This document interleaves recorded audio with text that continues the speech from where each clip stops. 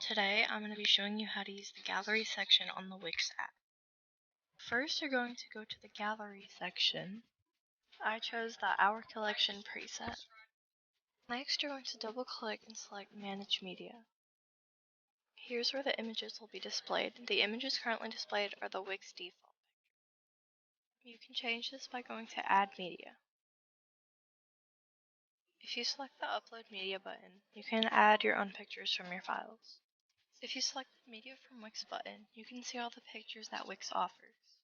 To add a picture, you can type whatever you want and select it. Then you'll select the picture and click Add to Gallery. This is what it will look like when you've changed all the pictures to your own, to a picture from Wix. You're going to click the Layout button to change the way it's shown. Wix has multiple layouts you can choose from, such as the grid, thumbnails, and the slider. The slider is the one I'm picking. To see what your website will look like, you can click Preview. Here you can click the arrow to see all the pictures.